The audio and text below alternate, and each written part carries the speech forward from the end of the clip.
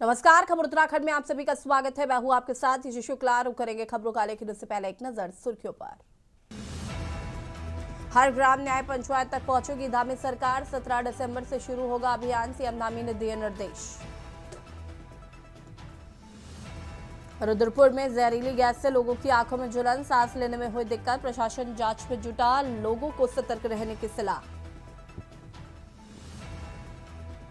विकासनगर में 2 अंतर्राज्यीय नशा तस्कर गिरफ्तार। आरोपियों से 90 लाख रुपए की 300 ग्राम स्मैक बरामद। दोनों पर थाना कालसी में एनडीपीएस एक्ट का मामला दर्ज। विवादों में पंजाबी फिल्म सरदार जी 3 भारत में रिलीज नहीं हो सकी फिल्म। पहलगाम अटैक व पाकिस्तान हेरोइन पर आधारित है film. Nainital Uttarakhand high court bar association की 15 दिसंबर को होगी वोटिंग। कई पदों पर होंगे चुनाव। कानपुर में ग्रामीणों ने उठाई मिलनसार प्रत्याशी की मांग। विकास की सोच रखने वाले प्रत्याशी की मांग। 2027 का चुनाव नजदीक आने के साथ ही ग्रामीणों की मांग। आप देख रहे हैं के न्यूज, खबरों का सारथी। देहरादून से खबर आपको बता देते हैं, जहां पर जन जन की सरकार और जन जन के द्वार कार्यक्रम। प्रदेश में 45 दिनों तक ये कार्यक्रम चलेगा। 17 दिसंबर से चलेगा अभियान। न्याय पंचायतों, ग्राम पंचायतों में लगाया जाएगा कैंप। आम आदमी से जुड़ी योजनाओं का लाभ दिया जाएगा। अभियान में राजस्व, पंचायती सहित 23 विभाग होंगे शामिल। प्रदेश के सभी जिलाधिकारियों को भेजा गया है पत्र। यह कार्यक्रम न्याय पंचायत स्तर पर होगा संचालित।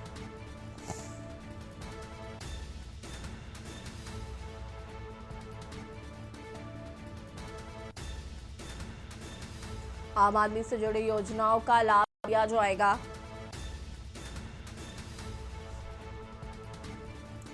प्रदेश के सभी जिला अधिकारियों को भेजा गया है पत्र।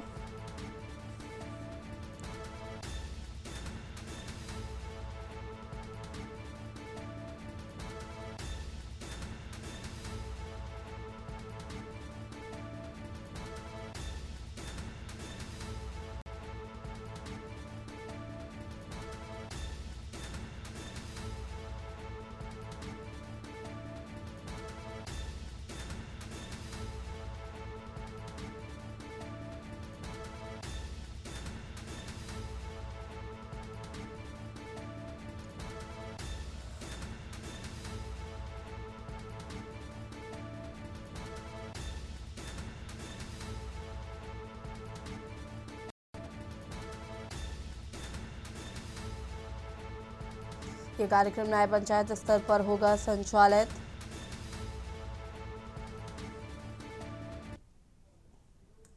देहरादून से खबर बता देते हैं, जहां पर केदारनाथ हेली सेवा के किराए में बढ़ोतरी के संकेत। अगली यात्रा में महंगा हेली टिकट चुकाना होगा। नए सिरे से होंगे हेली सेवा के टेंडर। 2023 में हेली कंपनियों से किया गया करार समाप्त होगा।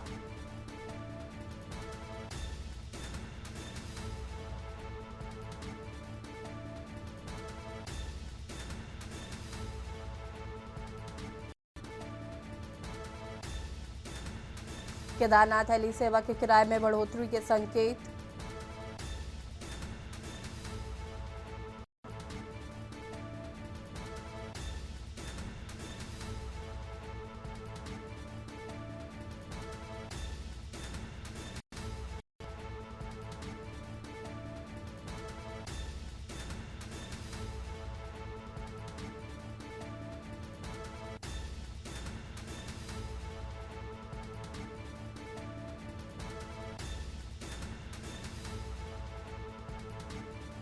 नए सिरे से होंगे हेली सेवा के टेंडर।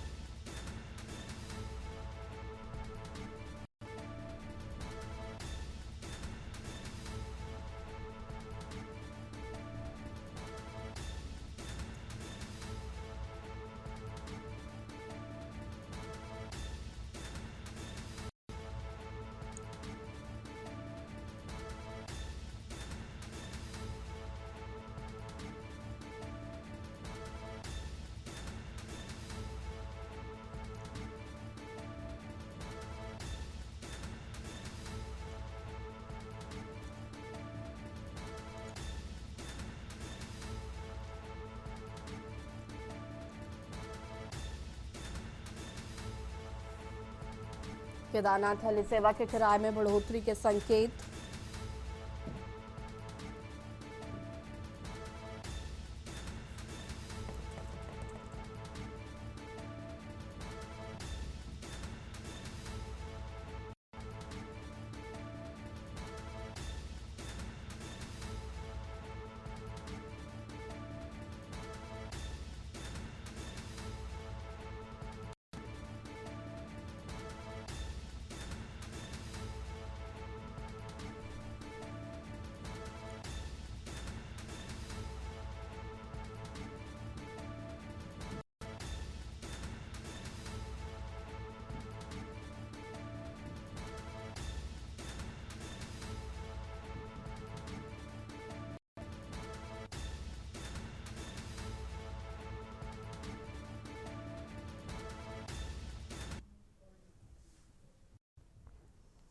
खबर अक्सर से है, जहां पर कोतवाली पुलिस ने नशे के विरुद्ध चलाए गए अभियान के तहत कोतवाली पुलिस टीम के उप निरीक्षक नरेंद्र सिंह, कांस्टेबल किशोर नेगी व संदीप रावत की टीम ने चेकिंग के दौरान लक्सर आईसी रोड खलंजा के पास 168 अवैध नशीले कैप्सूल के साथ अब्दुल हसन पुत्र अल्लाह रखा निवासी दुर्गापुर थाना कोतवाली लक्सर को गिरफ्तार कर उसके खिलाफ एनडीपीएस एक्ट में मुकदमा दर्ज किया।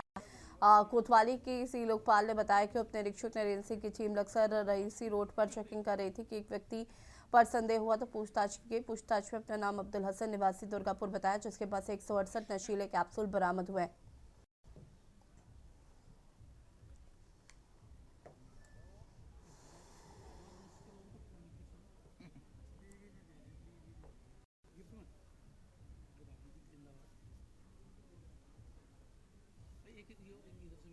इधर छोड़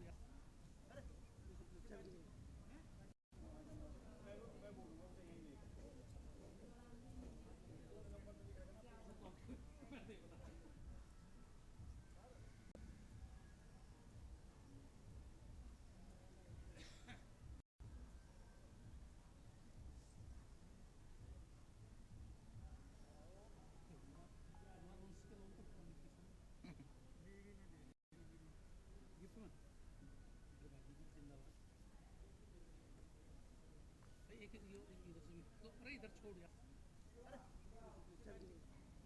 देहरादून से, जहां पर उत्तराखंड की राजधानी देहरादून के बन्नू ग्राउंड में India global grand trade fair का विशाल मेले का शुभारंभ हो गया है, जिसका शुभारंभ क्षेत्रीय विधायक खजानदास से फीता काटकर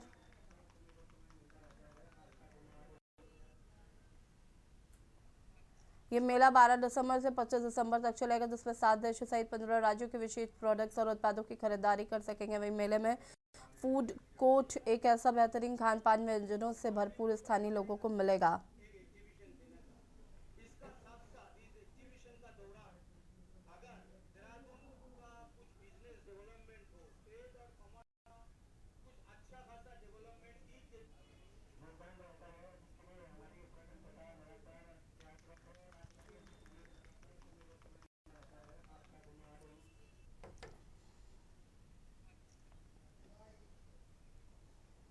हाँ, 7 फॉरेन कंट्री और 7 स्टेट से 200 का अधिक स्टॉल और 70 से 75 हजार अलग अलग रकम का यूनिक प्रोडक्ट लेके एक छत का नीचे टोटल अवेलेबिलिटी मिलेगा। 7 कंट्री में जो कंट्री हमारा साथ आया है, इसमें अफगानिस्तान है, थाईलैंड है, मलेशिया है, दुबई है, कोरिया है और उगांडा। स्पेशली इस बार 2-3 कंट्री ऐड भी हुआ है। साउथ अफ्रीका से उगांडा भी हमारा साथ इस एग्जीबिशन में पार्ट लिया है। देखिए, मेले के आयोजकों को मैं बहुत बहुत बधाई और शुभकामनाएं देना चाहूँगा। ये मेला एक ऐतिहासिक मेला हो और आने वाले समय में भी ये मेला और भी भव्य होगा। मुझे ये एहसास भी हो रहा है और मैं विशेषकर चंदन जी को और उनकी तमाम टीम को बहुत बहुत बधाई और शुभकामनाएं देना। खबर देहरादून से है, जहां पर प्रेस क्लब में राष्ट्रवादी रीजनल पार्टी ने सदस्यता अभियान कार्यक्रम का आयोजन किया है, जिसमें दर्जनों युवाओं ने पार्टी की सदस्यता ग्रहण की। वहीं राष्ट्रवादी रीजनल पार्टी के अध्यक्ष शिव प्रसाद सेमवाल ने बताया कि राष्ट्रवादी रीजनल पार्टी बढ़ते जनाधार को देखते हुए दर्जनों युवाओं ने पार्टी की सदस्यता ली है। इसमें से पार्टी को एक नई ताकत मिली। वही पार्टी के अंदर नया उत्साह और ऊर्जा का संचार हुआ है, जिसमें पार्टी का विस्तार करते हुए सचिन शाह को महानगर युवा प्रकोष्ठ की जिम्मेदारी दी गई।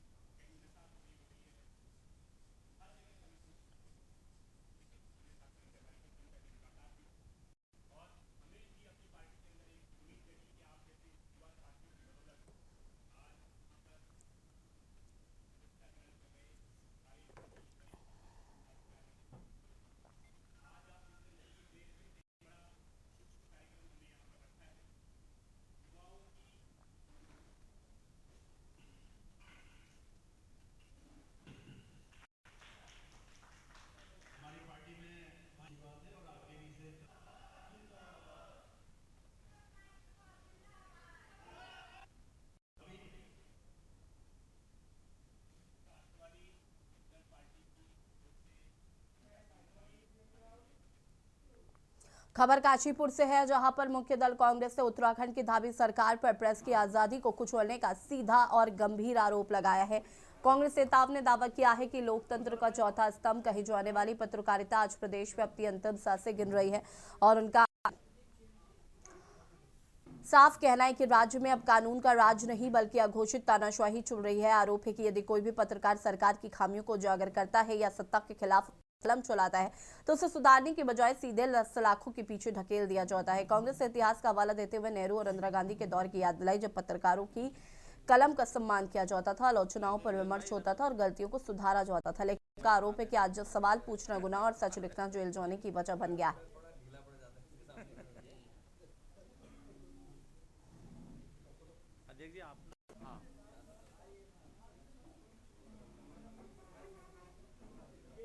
मुशर्रफ भाई आओ, जितेंद्र भाई।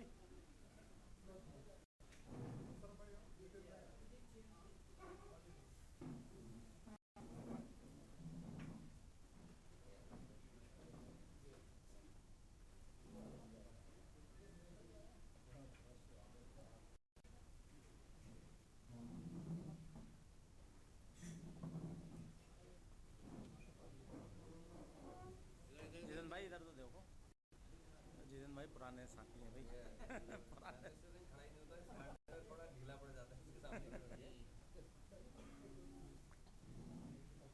देखिए आप, हाँ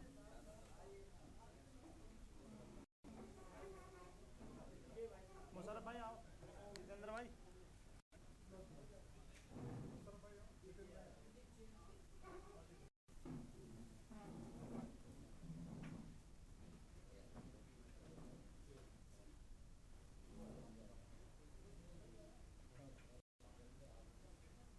व्यक्ति की आजादी में मैं आना चाहता हूँ।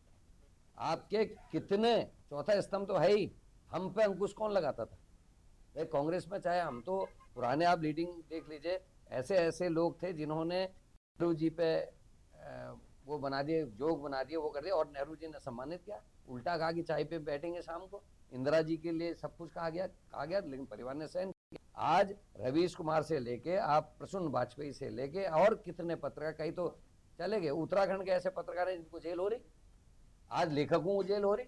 कभी नौचंदी नारायण लगा क्या नारायण दत्त जी ने कोई कार्रवाई की? आज कोई लिख के दिखा दे किसी मुख्यमंत्री के खिलाफ, उसको जेल हो जाएगी, कल को पुलिस पकड़ ले जाएगी। तो ये हालात इस प्रदेश के हैं, इसलिए डर लगता है कि आने वाले भविष्य में क्या होगा।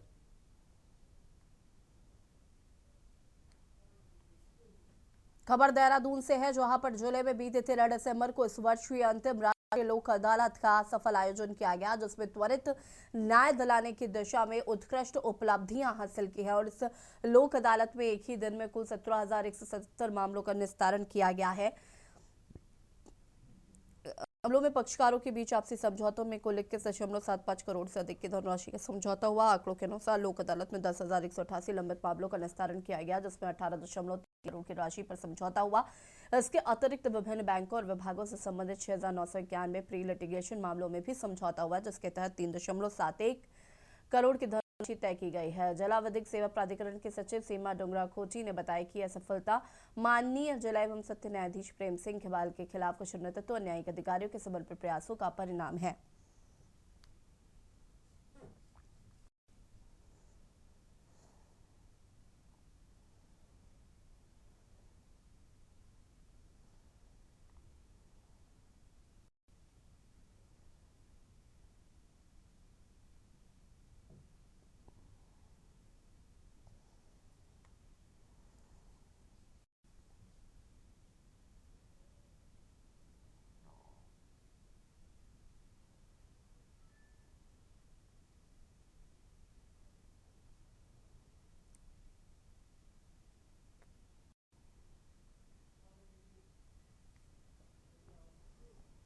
खबर देहरादून से है, जहां पर पुलिस को गैंगस्टर एक्ट में वांछित चल रहे एक शातिर अभियुक्त को गिरफ्तार करने में सफलता मिली है।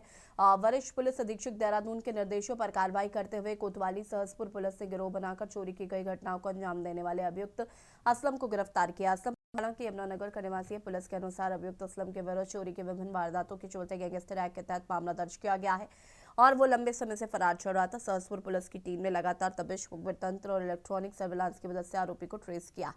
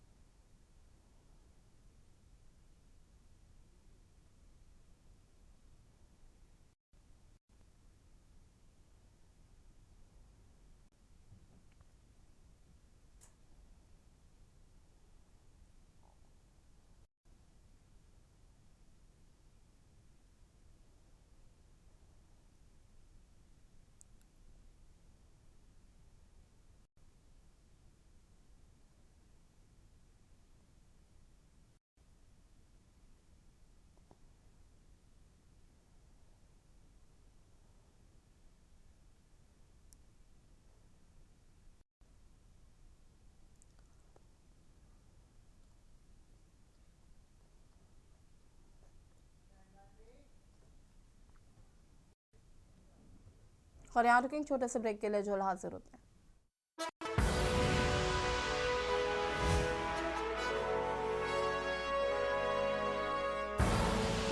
आप देख रहे हैं के न्यूज़, खबरों का सारथी।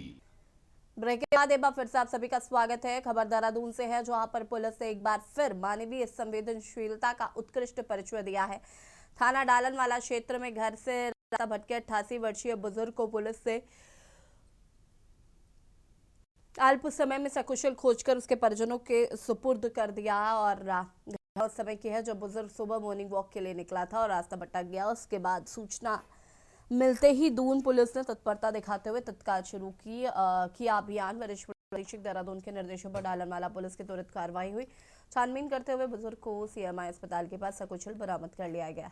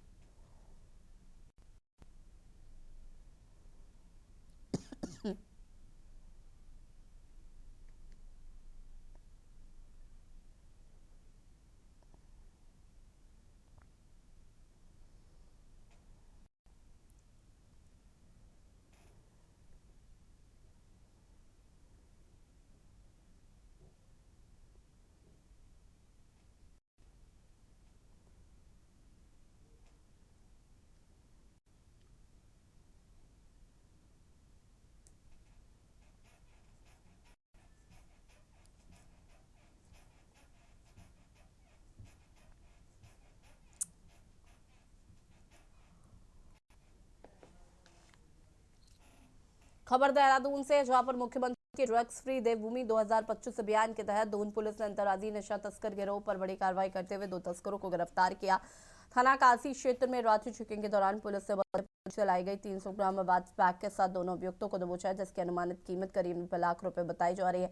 पुलिस के अनुसार गिरफ्तार अभियुक्त इस बैग को पहाड़ी जनपदों में स्थानीय तस्करों को बेचने की फिराक में था। दोनों के विरुद्ध एनडीपीएस एक्ट के तहत मामला दर्ज किया गया।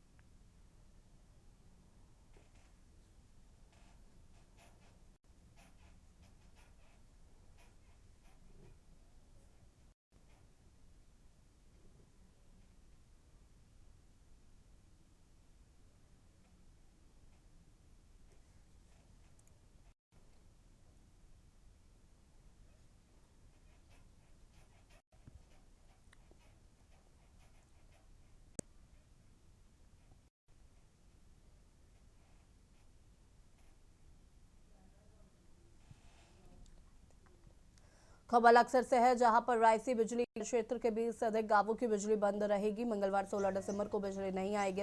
ऊर्जा निगम ने 33,000 केवीए की हाई टेंशन लाइन पर मरम्मत का काम करना है। इन दिनों 2 दिनों में उपभोक्ता को बिजली की वैकल्पिक व्यवस्था रखनी होगी। ऊर्जा निगम पुरानी और चर्चर हो चुकी बिजली की लाइनों की मरम्मत करने का अभियान चल रहा है। इसी अभियान के तहत रायसी बिजली घर से बिक्रमपुर की तरफ आपूर्ति वाली 33,000 केवीए की मेन हाई टेंशन लाइन पर भी मरम्मत का काम होना है। क्षेत्रीय एएसए सचिन सचदेवा ने बताया कि 11 दिसंबर को कुछ काम किया गया था, बाकी का काम 14 और 16 दिसंबर में किया जाना है।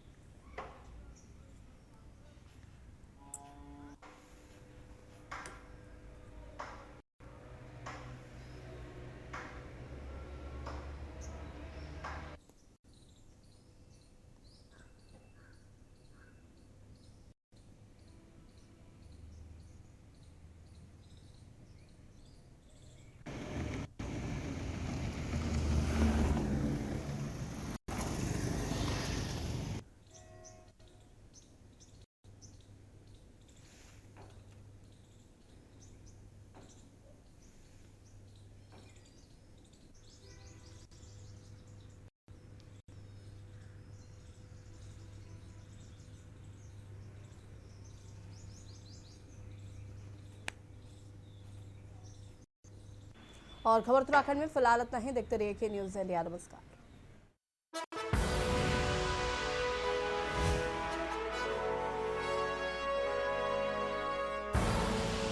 आप देख रहे हैं के न्यूज, खबरों का